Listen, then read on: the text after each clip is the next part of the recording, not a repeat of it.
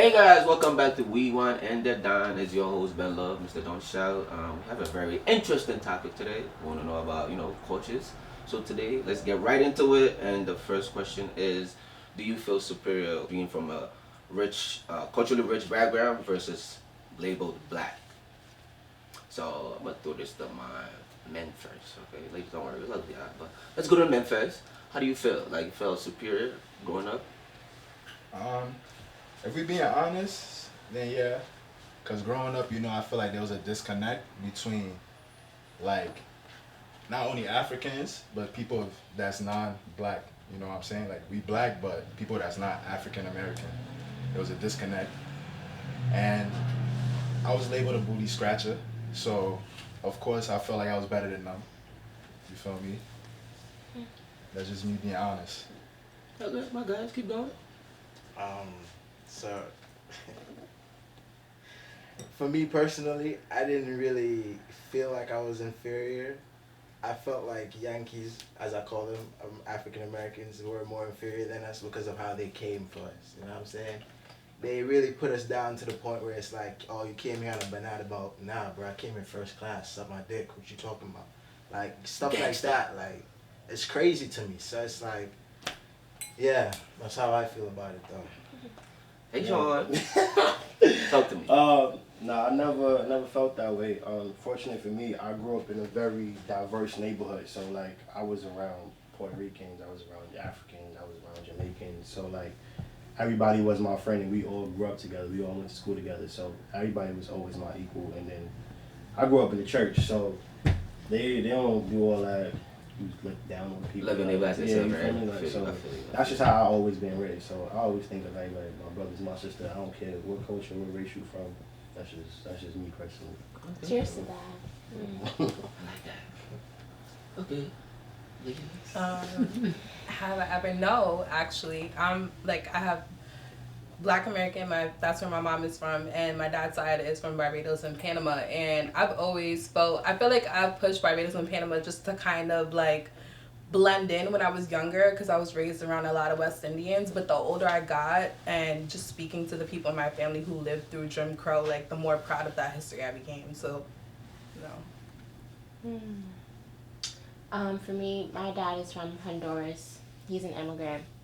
And so I feel like there was always a disconnect with the Hispanic side of me because although he was in my life, but we had a long distance relationship, so I didn't necessarily grow up speaking Spanish. I didn't grow up, learning bachata versus the chicken noodle soup. I was definitely chicken noodle souping before I was doing bachata. So I would say I would feel inferior in front of other Hispanic cultures because I'm like, I don't speak Spanish. I know they're not going to consider me Spanish. So it's just like I felt more comfortable and superior around my black friends. So that's where my comfortability lies. And I feel like growing up black, there's a superiority to it, but there's also an inferior to it as well because, obviously we're not the chosen ones to America, but we are the chosen ones, point blank period, to me. So I hear that. that's my conclusion. That's one. I would say no. I grew up in a house where my grandmother is from the South. She's from South Carolina, so I knew my black culture before I knew that I knew kind of like Caribbean. So as I was a kid, like I knew and was proud of that. As I got older is when I found out that I'm from Barbados and Panama, me and Shaina are sisters. And that's when I started claiming that. But I would always say like Panamanian. People were like, you're not Panamanian, you're not Spanish. I'm like, yes I am. But it was never a thing of feeling like I was better. It was just always like an insider with me and whoever I was talking to. But I always loved my black culture. I am black. I'm dark skinned. Like I love that to the T. Yeah, I mean, very interesting, opinions, and I agree with most of y'all. Me personally, I would say, being like I came straight off the boat, I gotta give my accent, and getting here. There's a perception you have about America, black people, like even just watching TV, because we have this perception like, yo, this is how America is, this is how America is supposed to be. But when you get here and you see the same people that you learn, it's like, okay, let's go by skin color, you look like them, and you go to school and they looking down upon you like, oh yeah, like he said, you came off a banana boat. yeah, you know, you're around with lions. Like somebody really asked me in school, do you speak English? I looked at him like, so what the fuck you think I'm doing here? Speaking French or Jewish? Like whatever, even if it's a language. You get what I'm trying to say? So I feel like right now it's cool being African because everybody want to get back to their roots. So it's just like, okay, I want to be African. I want to be African. But 2 years ago, you wasn't looking at me the same way. So it's just like, how do you expect y'all to just be like, okay, come inside, like let's embrace each other. But you know, a couple of years ago, I was inferior to you. So I feel like, yes, right now there's a little bit of, you know, anybody with a rich background, especially with Trump being president, everything going on, everything happening to black people. It's like, okay, everything's happening to you. We black too, because if a policeman see me, don't know my name, they don't care if he sees me by my skin color. So we're gonna go off the topic like, okay, we're gonna treat them all the same. So why can't we be the same? Why, you know? But I feel like right now it's cool being African. It's cool being having a, you know, a background. So everybody's going back to their roof. But you know, right now, you know, we feel like we're, you know, I feel a little pompous, like I feel like my shoulders is high. So can I add to that? Go I ahead. feel like, especially like growing up in school and like immigrants coming to like the America and stuff, when those kids are like calling you out, or you fresh off the ball, like you ran with line, all that shit is culture shock to them because they never experienced that before. And that's the whack part about it, because it all starts from generation. If they wasn't exposed to that diversity growing up, they're gonna be legit assholes when they grow up. And that's the whack shit about it. It's like, yo, bro, like, why would you even think to say that's cool? Like, yo, you was running with Africans, man? Like, you was running with lions, man, nigga, Africa? Like, nigga, no. Like, I'm just like you, bro. I was gonna ask you, do you feel like you actually like coming here? Because I've never met, especially Jamaicans, y'all are very proud people. I've never met Jamaicans that wanted to assimilate. So when I hear like the hurt, but I can understand it from the African side because I've actually experienced like people bullying Africans, but I've never really experienced people bullying Jamaicans. So, and then y'all never want to assimilate to anything anyway. So does it really bother you, or are you just trying to use that? I actually went through it because I went to some bum ass school named Sousa. Look it up, John Philip Sousa, bro. Uptown? Yeah. Dirty school. So with that school, when I was going there, for some reason, we didn't get the clout like everybody else was saying Jamaicans got. Nah, I was just like, yeah, it's a regular ass dark skinned Jamaican nigga. Who is this nigga at? I really got the African Buddha scratcher shit. I'm like, wow, I'm Jamaican. Okay. Like, you know what I'm saying? I even got the, oh, aren't you Haitian? I'm like, bro, I don't even know Creole. What the fuck? Like, it's annoying. So it was a little bit, you know, inferior. And now all of a sudden, Jamaica this, Jamaica that. Oh, I want to be Jamaican. Oh, I want to know what patois is. And it's like he said, nah, bro. Now is not the time. Now it's like, get off my dick. Because I don't need it now. It's a culture thing, like popularity too. Like now that, especially that's what you off like with music and everything, the way it's transforming into like that Afro beat to that and make it thing like. I don't think people know how much music influence like everyday living. So when that shit start getting to #1 charts on the fucking radio and everybody listen to that shit, they like, oh, I listen to this every day. Like that shit get in your spirit. Like I don't think people really know how powerful music is. Like you really gonna think you're a part of that culture, or you gonna be like, oh, that shit is dope. I want to see why this shit is the way it is. So let me learn about this culture and let me make this shit a thing instead of like. You should have been trying to do that before, like with your friends, bro. Like, and just putting yourself out there. Like, don't hop on the bandwagon now because the shit is getting lit. Like, fuck out here, bro. And one of my main issues is like, you know, I always like to defend the black people or like just, you know, people that don't know about, you know, any culture in general, because I always say it's the media that shows you everything. So you watch movies and you see, they show you Africa and there's nothing but huts. You see lions, you see all this stuff. That's what they portray to them, so that's what they're gonna know.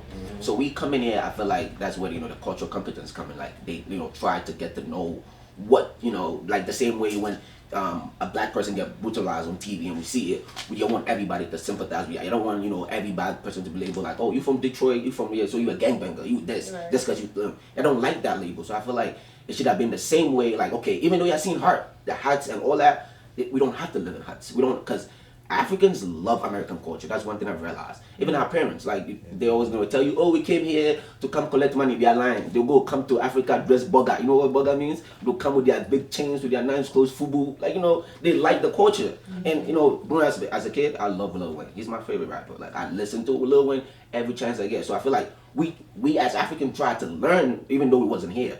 But I feel like blacks here was not trying to learn because the media just showed you one perspective and y'all just be like, okay, that's it. You see, like, every movie they show, and we killing people, and we doing this. So yes, that's we don't eat good. Like yes, that's everywhere. Like there's problems everywhere.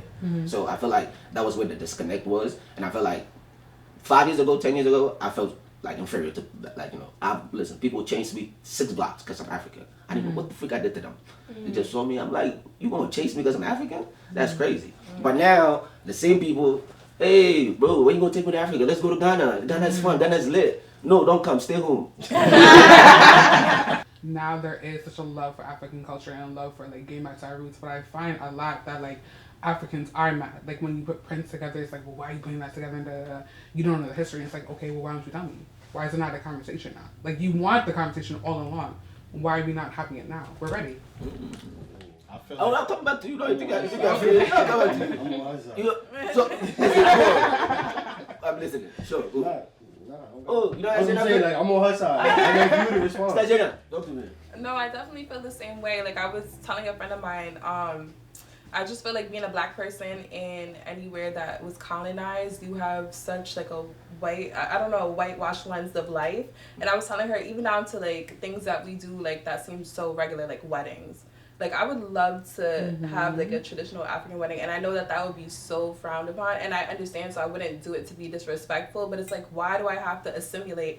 You're mad at me because I was assimilating and I didn't realize my history, and now I don't want to assimilate, and you like, nah, go back over there. It's like, it's crazy. I think for us though, the Africans, the reason why we feel some way is because basically like the superiority complex from us is basically like a coping mechanism. Because like growing up, like because we were so looked down upon, you know, us feeling superior just helped us. You know what I'm saying? Because it's like you go to school. I go to school, people clicking at me like, what does that mean? I'm like, bro, how am I supposed to know what that means? You get me? So it's like us just feeling superior, it just helped us, you know what I'm saying? Like helped us get through the tough days growing up.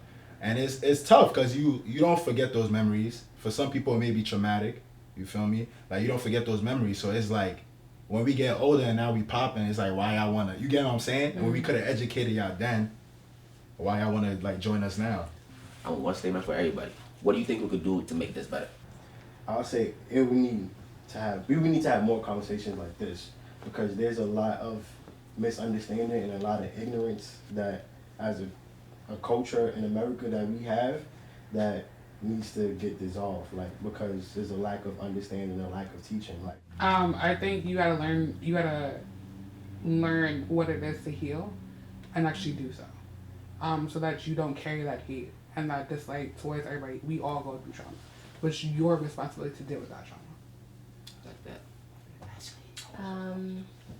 This is probably better said than done, but making forgiveness a priority on both ends.